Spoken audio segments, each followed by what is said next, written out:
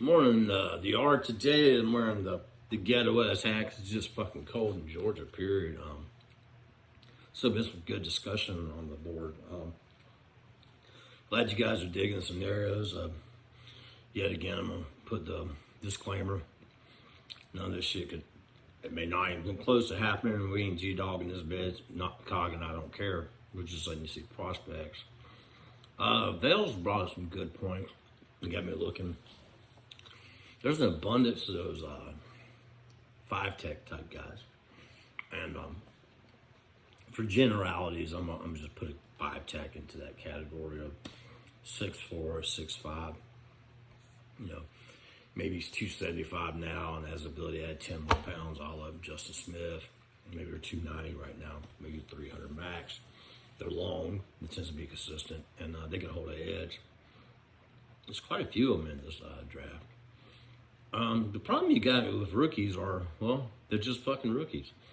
And every position takes acclimating to. So when you look across the board at kind of positions that I've seen that have been successful, obviously running backs you can get lucky on, and they can come from all rounds. Rookie wide receivers early on tend to make some good impact. It's a little more tough after you get, later, as you guys know. There's a reason guys fall, generally.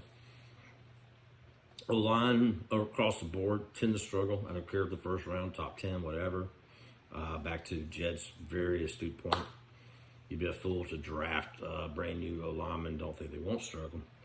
Obviously, the earlier rounder guys sometimes tend to get it through a little quicker. There's a reason they are that. I mean, scouting is I wouldn't say it's exact, but it's a hell of a lot more exact than it ever was in the old days. D-line are interesting. There's some D-line in here and the type schemes that Pease plays where maybe it would fit. So this particular segment is going to focus on those 5-tech type guys, or ability who could grow into a 5-tech, or call them a big base DN, whatever you want to call it. Somebody can reduce inside as well. Obviously, at the very top of the chain, you got Hutchinson, which is the do-it-all 6'4", 270 dynamo.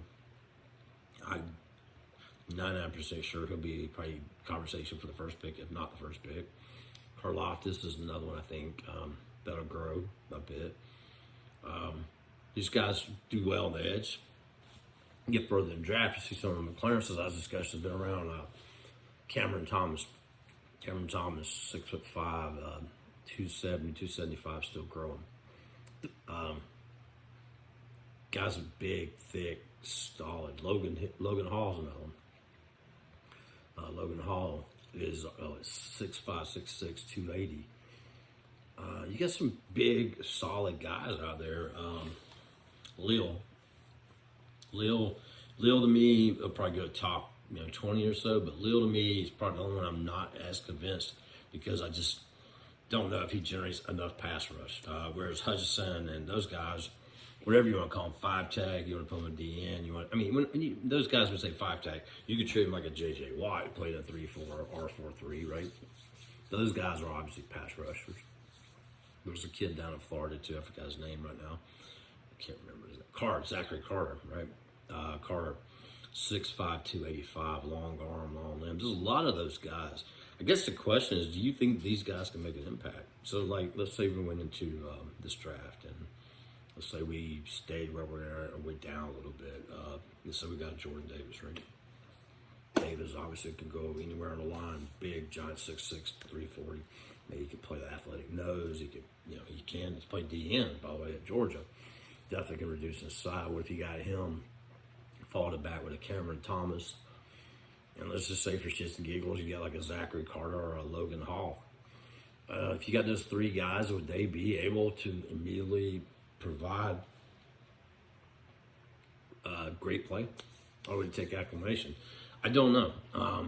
Sometimes these guys like that are so big and burly don't show up on the playbooks, but they do show up in other ways. So, I mean, when you look at our roster, I think Val, you're probably the best post ever. You can't really go wrong.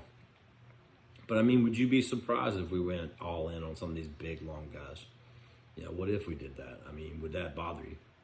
Did they have a chance to play? So I'm going to throw this back out to everybody. What's your thoughts on that? So again, let me recap. Let's say we went Jordan Davis first. Let's say we got Cameron Thomas second round. Let's say third or fourth, you got a guy named Zachary Carter. They're all in that type of situation. Will these guys be able to actually perform and make a dent? And I'm picking those three on purpose because you had Davison, right? Tyler Davison. I think Marlon Davison, for the price and what he's shown, still can go. I'm assuming we're going to keep Grady. Kaminsky, I've seen one sighting of him. Graham, rotational guy. But we carry 6 or 7 of these guys a lot of times too. So what if we got 3 of those big boys? Would you guys be good with that? And then let's say we mix that in with a couple of linemen. Our tight ends. I mean, would that be a sufficient draft for you? Going big, heavy, foundational guys. So what's your thoughts on these bigger DNs, these guys that go outside? And I want to hear everybody's thoughts. You can post a vid or not. I'll probably throw a mock-up later. And again, not a mock for accuracy. These are just simply scenarios showing the type players. And I'll be honest with you, as I get through this draft, there are a lot of good players. Not as many bona fide blue chip guys, but that's okay. It really is. And this type defense, and even on the offense with Smith, these are very scheme-specific type things that can work out. So I think I said it best, if TF fucks this up, well, I'd question TF, by the way. All right, guys. And last but not least, what's your thought of last year's draft? Were they all worth it? And I'll end the video with this. I think Graham is a rotational piece. He'll get better. I think there's a reason he went 5th round. I think he's a jag. That's okay. You need a jag or two. A good RAS score, so he may fool us. I think Mayfield, you guys know my opinion on Mayfield. Yeah. Rotational, swing, developmental guy. Dahlman, I really don't know. I like Dahlman coming out of college. I haven't seen enough Dahlman to make a judgment. However, Dahlman's kind of on the light side. So, don't know him. I'm not a Hennessy fan for the pass regime, so I'll include him in there. Grant's interesting to me. I don't know why he's had such little play time. I was high on Grant, and I really don't know what to make of Grant. Pitts, look, I see people on the main board bitching about Pitts. How the fuck are you bitching about a kid who's almost exclusively playing fucking wide receiver, by the way, on a pro level, on a pro offense that's damn near at 1,000 yards? And by the way, there's nobody else to take the double teams off. There's no Julio, there's no Calvin, there's nothing. If anybody calls Pitts' rookie season anything less than success, I'd like to punch him in the fucking mouth or nuts, or whichever one hurt more. That is ludicrous. The sky is so tall for Pitts. I mean, and in my opinion, one thing that is a silver lining in all this shit, right? Because of our dearth of wide receivers and all, we had Pitts, 85% run out wide. Dude, that just means he's gotten better at one more skill set. We already know he can do the slot. We know he can come in line. I mean, this guy, to me, is baby Julio, Megatron. And let's just say he's a wide receiver. Shit, that's my dog. Shh. Would you be pissed off if we had Megatron that just got better as a wide receiver? Fuck no.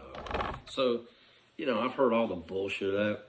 I've heard all the red zone issues. He's got 1 touchdown. Well, no shit. The whole team is struggling to score. Anybody forget how we couldn't score against Dallas?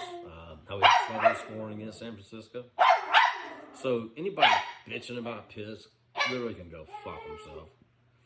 So I'll leave it at that. Hey!